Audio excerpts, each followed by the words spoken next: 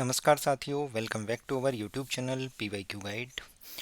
हमने एपिसोड 1 में जो क्लास 9th की सोशल साइंस की एनसीईआरटी है उसका चैप्टर 1 है मैटर इन आवर सराउंडिंग्स। इसमें पंच तत्व के बारे में पढ़ा, एक मैटर के फिजिकल नेचर को जाना था और उसके बाद जो पार्टिकल्स ऑफ मैटर की जो करेक्टरिस्टिक हैं, 3 करेक्टरिस्टिक हैं जो आपको ध्यान रखनी है। Particles of matter have space between them, particles of matters are continuously moving and particles of matter are attract each other. ये 3 करेक्टरिस्टिक ध्यान रखनी है, इनसे एग्जाम में पूछे जाने के चांसेस पूरे पूरे हैं। Which of the following is not a characteristic of the particles of matter. ठीक है, आज हम स्टेट ऑफ मैटर पढ़ेंगे कि 3 स्टेट होती हैं, सॉलिड है, लिक्विड है एंड गैस है। एनसीईआरटी से लाइन टू लाइन एग्जाम में क्वेश्चंस पूछे जा रहे हैं। बहुत सीरियस होके आप इस चैप्टर को पढ़िए, इस सीरीज़ को देखिए, आपके लिए काफ़ी हेल्पफुल होगी। और इस चैप्टर से रिलेटेड जो भी प्रीवियस ईयर क्वेश्चंस हैं उनके ऑडियो नोट मैं अपने टेलीग्राम चैनल पर शेयर कर दूंगा, जिसका लिंक आपको डिस्क्रिप्शन में मिल जाएगा। और हमारा एक फ्री इनिशिएटिव और है जिसमें एसएससी सिलेक्शन पोस्ट फेज 6 से लेके फेज 12 तक जितने भी प्रीवियस ईयर जीएस के क्वेश्चंस हैं उनकी navigation links, proper questions upload किए गए हैं, जिसे भी आप ज्वाइन कर सकते हैं। उसका लिंक भी डिस्क्रिप्शन में मिल जाएगा। आइए शुरुआत करते हैं। Observe different types of matter around you, what are its different state. We can see that matter around us exists in 3 different states: solid, liquid and gas. These states of matter arise due to the variation in the characteristic of the particles of matter.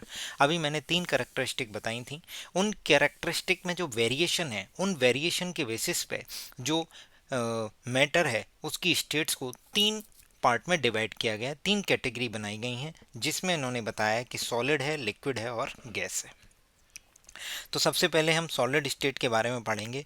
तो आप देखेंगे, किसी book के बारे में बात करें, किसी निडल के लिए बात करें, किसी पीस ऑफ वुडन स्टिक के बारे में बात करें, तो ये सारी की सारी क्या हैं, आपकी सॉलिड हैं। क्यों सॉलिड हैं? क्योंकि इनकी एक डेफिनेट शेप है, डिस्टिंक्ट बाउंड्रीज हैं और एक फिक्स वॉल्यूम है। ये ध्यान रखना है। सॉलिड स्टेट की एक इंपॉर्टेंट कैरेक्टरिस्टिक है कि उसकी एक शेप है जो डेफिनेट होगी, बाउंड्री डिस्टिंक्ट होंगी और फिक्स वॉल्यूम होगा। इसी के बारे में बताया गया है कि all are the above are the examples of solid. We can observe that all these have a definite shape, distinct boundaries and fix volume. Exact line to line questions मिले हैं। मैं जो अपना ऑडियो नोट शेयर करूंगा उसमें सभी references भी बताऊंगा कि कौन सा क्वेश्चन किस एग्जाम में पूछा गया है। उससे आपको आइडिया लगेगा कि कितना इंपॉर्टेंट है प्रीवियस ईयर क्वेश्चंस और एनसीईआरटी दोनों। ठीक है, अब बताया गया है कि जो सॉलिड हैं उनकी डेफिनेट शेप है, डिस्टिंक्ट बाउंड्रीज हैं और फिक्स वॉल्यूम है। साथ ही साथ उनकी नेग्लिजिबल कंप्रेसिबिलिटी है, मतलब उन्हें कंप्रेस नहीं किया जा सकता। तो ये 3-4 चीज़ें आपको ध्यान रखनी है कि सॉलिड के जो फीचर्स हैं सॉलिड स्टेट ऑफ मैटर के। ठीक है, solids have tendency to maintain their shape when subjected to the outside force. जब भी आउटसाइड फोर्स लगेगा किसी भी सॉलिड मटेरियल के ऊपर तो उसकी टेंडेंसी है कि वो अपनी शेप को मेंटेन रखे, मतलब वो अपने आप को काउंटर करता रहेगा। और वो ब्रेक भी हो सकता है under force, but it is difficult to change their shape so they are rigid. मतलब वो रिजिड होते हैं, उनकी शेप को चेंज करना काफ़ी मुश्किल होता है। ठीक है, वो ब्रेक हो सकता है बट उसकी शेप चेंज नहीं होगी। आपको सॉलिड के बारे में बस यही चीज़ें ध्यान रखनी है, बहुत ही इंपॉर्टेंट हैं सारी चीज़ें, कि उनका फिक्स वॉल्यूम होगा, डिस्टिंक्ट बाउंड्री होगी, डेफिनेट शेप होगी, नेग्लिजिबल कंप्रेसिबिलिटी होगी और सॉलिड्स के अंदर ये टेंडेंसी होती है कि वो अपनी शेप को मेंटेन रखते हैं even applying of the subjected to the outside force. ठीक है, सॉलिड में ब्रेक अंडर फोर्सेज, फोर्स की जब अप्लाई होता है तो वो ब्रेक हो सकते हैं, बट ये difficult to change their shape, but बहुत ही डिफ़िकल्ट है उनकी शेप को चेंज करना, तो इसका मतलब वो रिजिड भी होते हैं। लाइन टू लाइन क्वेश्चंस पूछे गए हैं जो भी पार्ट मैंने हाईलाइट किया है। अब आपको बताया जा रहा है इनके बारे में, उसको ध्यान से सुनिए। एक रबर बैंड के बारे में बात करते हैं, एक शुगर और सॉल्ट के क्रिस्टल के बारे में बात करते हैं और स्पंज के बारे में बात करते हैं। तो इन्होंने तीनों के बारे में समझाया है और ध्यान रखना है ये एग्जाम्पल्स आपके direct line to line questions बन सकते हैं। A rubber band changes shape under force and regain the same shape when the force is removed. If excessive force is applied then it breaks. मतलब जो है रबड़ है वो सबसे पहले तो ध्यान रखना है वो सॉलिड स्टेट का एक एग्जाम्पल है। ठीक है, स्पंज है, सॉल्ट है, आपका शुगर है, ये सारे के सारे क्या हैं, सॉलिड स्टेट के एग्जांपल। रबर के बारे में बताया गया जैसे जैसे हम उसे खींचेंगे वो लंबी होती जाएगी, जैसे ही फोर्स हटाएंगे वो अपनी शेप को रिगेन कर लेगी, और एक्सेसिव फोर्स ज़्यादा हो जाएगा तो वो ब्रेक हो सकती है। फिर इन्होंने शुगर के क्रिस्टल और सॉल्ट क्रिस्टल के बारे में बताया कि उनकी जो शेप है वो फिक्स है, whether we take it in our hand or put it in a place or a jar. चाहे हम इसे किसी जार में भर दें, चाहे हम खुला छोड़ दें, चाहे अपने हाथ पे रख लें, जो सॉलिड मतलब क्रिस्टल हैं सॉल्ट के या शुगर के, उनकी जो शेप है वो क्या है, एकदम फिक्स है। ठीक है। अब स्पंज की बात करते हैं। यहाँ से क्वेश्चन पहले भी बन चुका है, बहुत ही इंपॉर्टेंट है। Sponge has a minute holes, sponge के अंदर बहुत सारे छोटे छोटे होल्स होते हैं जिनमें एयर ट्रैप्ड होती है। व्हेन वी प्रेस इट, जब हम स्पंज को प्रेस करते हैं तो air is expelled out and we are able to compress it. मतलब क्या है कि स्पंज स्पंज के अंदर बहुत छोटे छोटे माइन्यूट होल्स होते हैं जिनके अंदर एयर भरी होती है। जैसे हम इसे प्रेस करते हैं तो एयर बाहर हो जाती है और वो कंप्रेस इजीली हो जाता है, ये ध्यान रखना है। नेक्स्ट जो है लिक्विड स्टेट है, इसके बारे में देखते हैं। तो वाटर है, कुकिंग ऑयल है, मिल्क है, जूस है, कोल्ड ड्रिंक है, ये सारे हैं। इसकी जो फीचर्स हैं उसके बारे में पॉइंट है वो ध्यान रखना है। Liquids have no fix shape, उनकी कोई फिक्स शेप नहीं होती, बट उनका फिक्स वॉल्यूम होता है। मतलब इनका कहना यह है, अगर एक सिलेंड्रिकल कंटेनर में हम रखेंगे, चाहे कितना भी तेल रखें और उतने ही तेल को हम कॉनिकल में रख देंगे, तो उनकी जो है शेप फिक्स नहीं है। मतलब वो जिस कंटेनर में स्टोर किए जाएंगे वैसी ही शेप लेंगे, बट उनका वॉल्यूम सेम होगा। They take up the shape of container in which they are kept.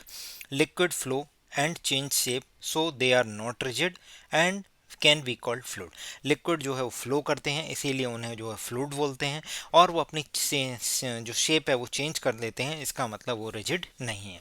यही हमने सॉलिड में पढ़ा था। तो हमने पढ़ा था कि वो उनकी जो शेप है उसको चेंज करना बहुत ही डिफ़िकल्ट है, चाहे फोर्स अप्लाई करो तो वो ब्रेक हो जाएंगे, बट शेप चेंज नहीं होगी, तो इसको बोलते हैं वो रिजिड है। जबकि लिक्विड में क्या है, वो अपनी शेप चेंज करते रहते हैं, तो वो रिजिड नहीं है।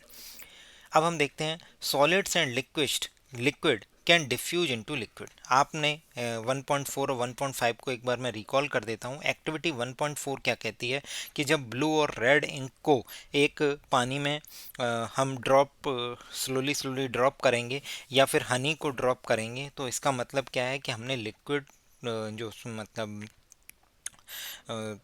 ब्लू या जो रेड इंक है उसको पानी में ड्रॉप किया तो ऑटोमेटिक इंटरमिक्स हो रही है। ठीक है। इसी तरीके से उन्होंने 1.5 बताया कि कॉपर सल्फेट के जो क्रिस्टल हैं या पोटेशियम परमैंगनेट के क्रिस्टल हैं, उनको हॉट वाटर और कोल्ड वाटर में डालेंगे तो क्या होगा।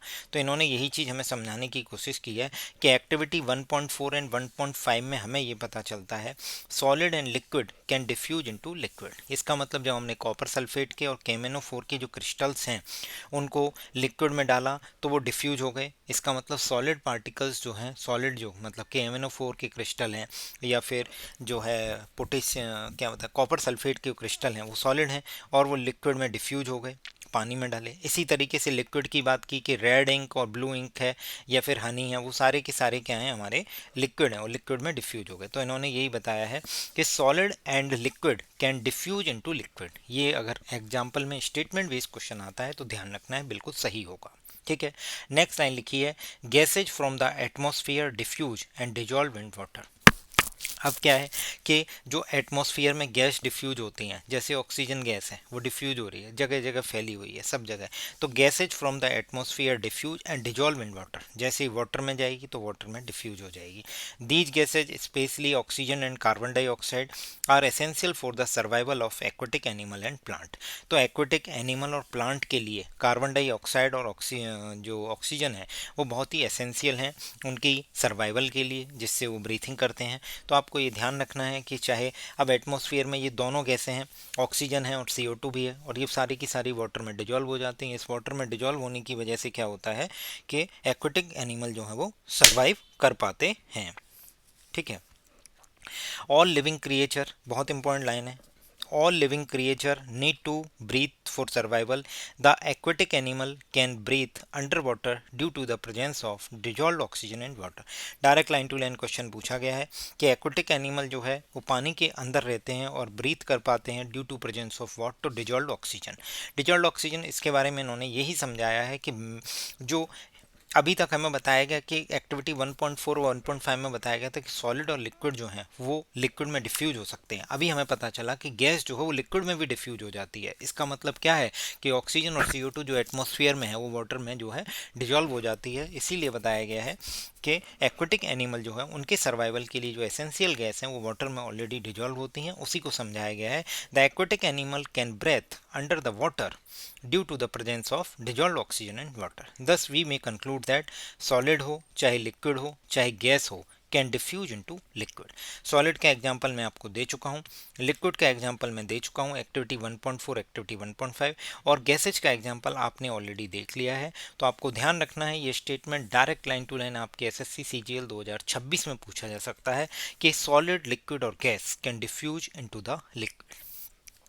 The rate of diffusion of liquid, जो लिक्विड के डिफ्यूजन की जो रेट है वो उन्हें बताया गया है, is higher than that of solid. तो जो लिक्विड के डिफ्यूजन की रेट है वो सॉलिड से ज़्यादा है। This is due to the fact that in the liquid state particles move freely and have greater space between them each other as compared to the particles in the solid of state। बिल्कुल एसेसन reason में पूछा जा सकता है question कि भाई liquid के जो डिफ्यूजन की जो रेट है वो हाइयर है सॉलिड से, और रीजन में आपको देगा in the liquid state particles move freely and have greater space between them each other as compare to the particles in the solid state. मतलब सॉलिड के अंदर जो पार्टिकल्स हैं उनके बीच में जो स्पेस है वो कम है एज कम्पेयर टू लिक्विड। ठीक है, तो दिस इज द रीजन कि भाई रेट ऑफ डिफ्यूजन जो है लिक्विड में ज़्यादा है as compare to solid. Direct line to line question आएंगे, यहाँ से मैं बता दे रहा हूँ। एक balloon seller large number of balloons भर देता है एक ही सिलेंडर से। आपसे क्वेश्चन मेरा ये है, कमेंट करके बताइए कि जो बैलून सेलर है जिस सिलेंडर से बैलून भर रहा है उस बैलून गैस सिलेंडर में कौन सी गैस भर रहा है, बैलून में कौन सी गैस है। ठीक है, अब ध्यान से सुनिएगा जो मैं आपको बता रहा हूँ। We have observed that gases are highly compressible as compared to solid and liquid। बिल्कुल पूछा जाएगा। सॉलिड जो है वो नेग्लिजिबली कंप्रेसिबिलिटी है, नेग्लिजिबल कंप्रेसिबिलिटी मैं ऑलरेडी बता चुका हूँ। गैस की कंप्रेसिबिलिटी सबसे हाई है as compare to solid and gas. जैसे आपने LPG सुनी होगी, लिक्विफाइड पेट्रोलियम गैस, वो जो हमारे घर में कुकिंग के लिए यूज होती है, या फिर जो ऑक्सीजन सप्लाई होती है हॉस्पिटल में जो कोरोना के टाइम पे बहुत हाईलाइटेड थी, वो सारी की सारी क्या है, कंप्रेस्ड गैस है। मतलब गैस को सिलेंडर में भरा गया है कंप्रेस करके। तो इसीलिए आप देख रहे होंगे जो आजकल CNG फ्यूल से जो व्हीकल चल रहे हैं कंप्रेस नेचुरल गैस, तो ऑलरेडी वो क्या है, कंप्रेस है, उसके नाम में ही लिखा हुआ है। मतलब किसी गैस सिलेंडर के अंदर, किसी सिलेंडर के अंदर वो गैस को स्टोर किया जा रहा है, तो मतलब आप समझ जाइए कि वो कंप्रेस करके ही यूज में आ रही है। और इसकी हाई कंप्रेसिबिलिटी के कारण ही एक लार्ज वॉल्यूम ऑफ गैस को हम एक छोटे से सिलेंडर में कंप्रेस करके भर पाते हैं और ट्रांसपोर्ट कर पाते हैं इजीली। ये ध्यान रखना है, due to which property, due to high compressibility. ठीक है, नेक्स्ट है we came to know that what is being cooked in the kitchen without even entering there. मतलब किचन में क्या पक रहा है, अगर हम घर में घुस रहे हैं और किचन में कुछ पक रहा है, या दूसरे कोने में बैठे हुए रूम के, तब भी किचन में क्या पक रहा है, हमारी जो नोस्ट्रिल है उस तक वो स्मेल या उसकी जो फ्रेगनेंस है वो पहुंच जाती है अपने आप। तो क्या हुआ है इसमें, particles of the aroma of food mix with the particles of air spread from the kitchen and reaches us even farther away. चाहे आप कितनी भी दूर बैठे हों, होता क्या है कि जो फूड के जो पार्टिकल्स हैं, एरोमा के जो पार्टिकल्स हैं वो मिक्स हो जाते हैं किचन में जो एयर थी उसके पार्टिकल्स से, और फिर वो एयर जैसे जैसे स्प्रेड होती है वैसे वैसे हमें वो फ्रेगनेंस हमारे नोस्ट्रल तक पहुंच जाती है। इसीलिए बोलते हैं कि smell of hot cooked food reaches us in second compare to this with the rate of diffusion of solid and gas. तो यही बात है कि जो हॉट कुक्ड फूड होगा और कोल्ड वाला फूड होगा उसकी जो स्मेल है, फ्रेगनेंस है, वो जल्दी पहुंच जाएगी। तो ये क्यों हुआ है उसके लिए इन्होंने कारण बता दिया है कि रेट ऑफ डिफ्यूजन जो है वो हमें हमने बताया था लिक्विड में ज़्यादा होती है सॉलिड से। उसके पीछे मैंने आपको रीजन दे दिया था कि लिक्विड में जो पार्टिकल्स फ्रीली मूव कर रहे हैं उनके बीच में बहुत स्पेस है, सॉलिड में ऐसा नहीं है। बट अगर गैस की बात कर रहे हैं तो गैस में भी और अच्छी तरीके से डिफ्यूजन होता है, वो हमें समझाया गया है। Due to the high speed of particle and large space between then gas so the property of diffusing very fast into other gas. Very important है, बहुत ही इंपॉर्टेंट लाइन है कि which due to which property gas इस property को show करता है कि बहुत फास्ट तरीके से डिफ्यूज हो सकता है दूसरी गैस में। जैसे हमने बताया कि एरोमा के पार्टिकल्स जो हैं वो भी गैस है और वो एयर में मिक्स हो जाते हैं और हम तक पहुंच जाते हैं। तो उन्होंने बताया due to high speed of particle and large space between them. ठीक है, अब बहुत इंपॉर्टेंट यहाँ से ये पैराग्राफ इंपॉर्टेंट है। In the gaseous state the particles move about randomly at high speed. Gaseous state में क्या होता है, पार्टिकल्स जो है बहुत ही ज़्यादा फ्री होते हैं कंपेयर टू सॉलिड। तो उसकी वजह से क्या होता है कि वो पार्टिकल्स जो हैं वो रेंडमली हाई स्पीड पे मूव करते हैं। Due to this random movement the particles hit each other and also on the walls of container.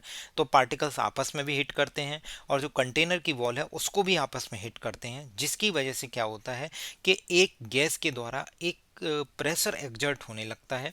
वही बताया, the pressure exerted by the gas is because of this force exerted by the gas particle पर unit area on the walls of the container. अब देखिए क्या हो रहा है, gas के अंदर पार्टिकल्स फ्रीली मूव कर रहे हैं, बहुत ही हाई स्पीड पे हैं। इस रैंडम मूवमेंट में क्या हो रहा है, पार्टिकल्स आपस में भी हिट कर रहे हैं और पार्टिकल्स कंटेनर की वॉल पे भी हिट कर रहे हैं। तो जो प्रेशर एग्जर्ट हो रहा है गैस एक प्रेशर एग्जर्ट करेगी, वो क्या है वो हमें बताया गया है कि force exerted by the gas particle पर यूनिट एरिया।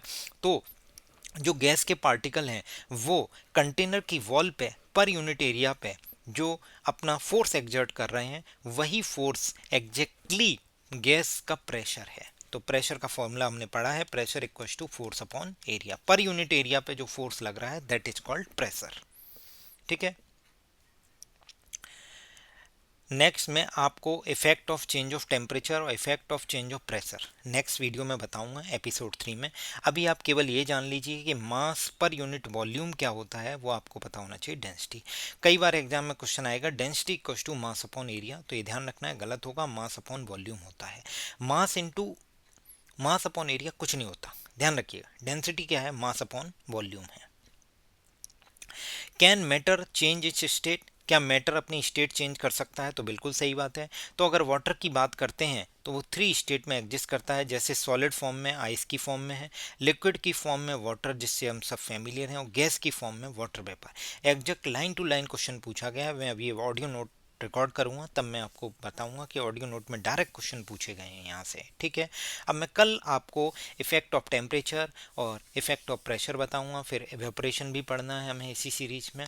तो अगर वीडियो आपको पसंद आ रही हो, मेरा कंटेंट आपको अच्छा लग रहा हो, जो जो चीज़ें मैं बता रहा हूँ ये डायरेक्ट लाइन टू लाइन आपके एग्जाम के लिए महत्वपूर्ण है और कई सारे क्वेश्चन एग्जाम में आए भी हुए हैं, जो आप ऑडियो नोट सुनेंगे अच्छे से तो आपको पता चल जाएगा कि कितनी महत्वपूर्ण है एनसीईआरटी और प्रीवियस ईयर क्वेश्चंस। ठीक है, प्रीवियस ईयर क्वेश्चंस का एक हमारा फ्री टेलीग्राम चैनल है जिसमें एसएससी सिलेक्शन पोस्ट के प्रीवियस ईयर क्वेश्चन फेज 6 से लेके फेज 12 तक अपलोड कर दिए गए हैं। जीएस के क्वेश्चंस आप उन्हें सर्च कर सकते हैं, जो कीवर्ड आपको सर्च करना वो आप सर्च कर सकते हैं। और उसमें अभी लेटेस्ट मैंने सेंसस सर्च करके सेंसस के सभी 49 क्वेश्चंस थे, वो सभी मैंने उनके लिंक प्रोवाइड किए हैं, आप जरूर जाके ज्वाइन कीजिए। और जो ऑडियो नोट आपको मिलेगा वो हमारे PYQ guide official Telegram channel पर मिलेगा, उसका लिंक भी डिस्क्रिप्शन में दे दिया जाएगा। Keep sharing, thank you so much.